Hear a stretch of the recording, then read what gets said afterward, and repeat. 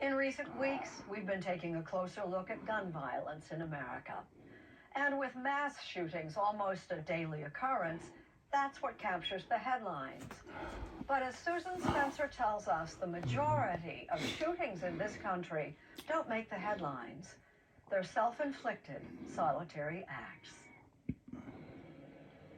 Katrina Breeze credits her love of art to her whimsical, talented mother. For more than a decade, the two worked side by side, producing parades in New Orleans. You have a lot of fond memories. Just her dancing in a parade, just her feeling the music, feeling the audience, giving love.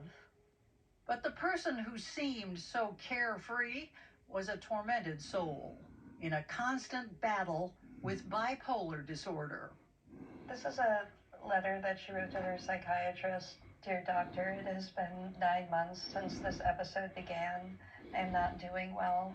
How long must I endure this? Her mother answered her own question just a few days later. This is a copy of my mother's suicide note. On June 26, 2018, she bought a gun and fatally shot herself. She did it beneath the Tree of Life, a New Orleans landmark. It was the most special spot she could choose. In what way? It's where many of our friends have had weddings. We've had funerals there.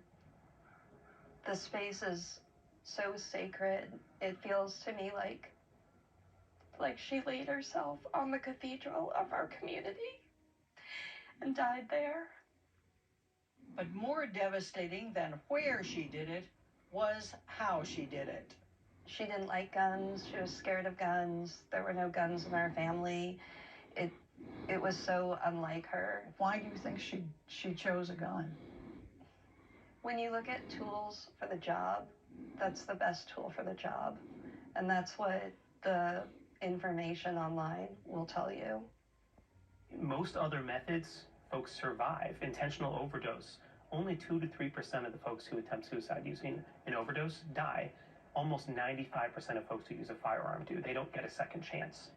Which is why any conversation about saving lives has to start with guns, says Professor Mike Anestis. He heads up the New Jersey Gun Violence Research Center at the Rutgers School of Public Health. Are guns the main cause of suicide deaths? Yes, more than half of all suicide deaths in any given year are caused by self-inflicted gunshot wounds. So that's somewhere in the vicinity of 25,000 firearm suicide deaths in the U.S. every single year. Even more staggering, the majority of all firearm fatalities in the U.S. are suicides. Suicide accounts for anywhere from 60 to 65% of all the gun deaths in the United States in any given year. Whoa. That may be the most shocking statistic in all of this. In 2020, there were 66 gun suicides every day, which is more people than died in the worst mass shooting in U.S. history. And we don't see it. It doesn't make the news. It happens one person at a time, unless it's a celebrity. We just don't hear about it. But University of Alabama law professor Fred Vars is trying to change that, raising awareness while pushing for new gun legislation. Is there any correlation between stricter gun laws and fewer suicides? Yes, absolutely. He's working with Katrina Breeze on something called Donna's Law, named after her mother. It would allow potential gun buyers to put themselves on a do not sell list.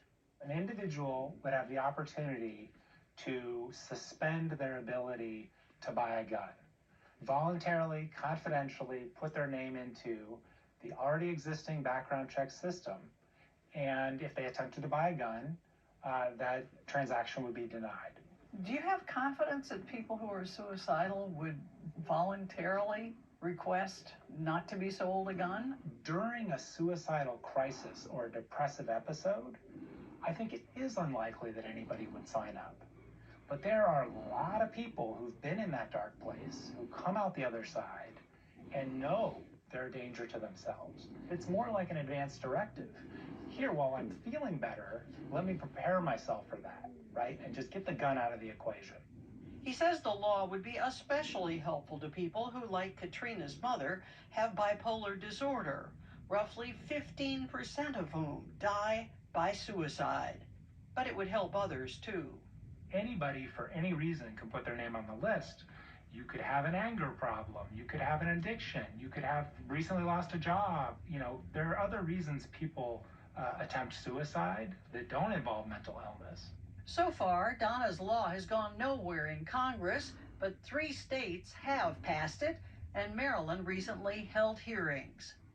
This bill would give people prone to suicidality the agency to make decisions about their own access to guns when they are not actively suicidal. That's mental health advocate Brian Barks, testifying in favor of the law.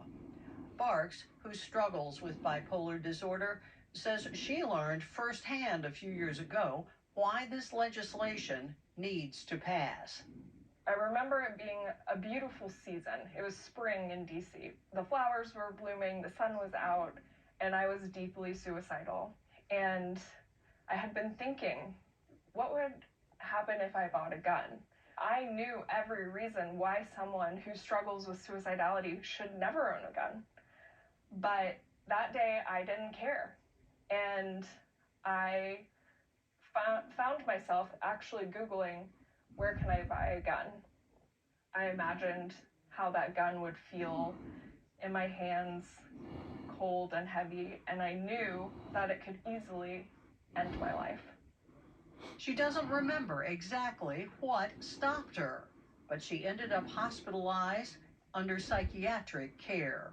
That moment really haunts me because I know that a lot of people in the United States have Googled that exact same thing and not had the same outcome that I did.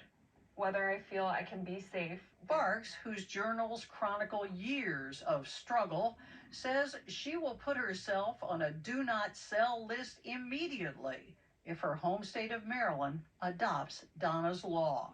I don't want the version of myself who doesn't see the value of my own life to be able to buy a gun in those moments.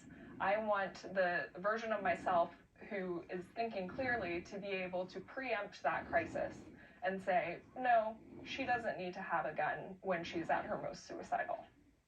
I think this is an easy way to save lives. Nobody is having their gun rights taken away. Certainly no one's having their gun taken away. We're just allowing people to exercise in advance their, and protect their decision not to have access to a gun because they know they're not safe with one. Right? And Katrina Breeze says stopping even one suicide would make her uphill fight for Donna's law well worth it. It's such a horrific, debilitating thing to have happen, and I can't imagine any other way to process it other than to change it.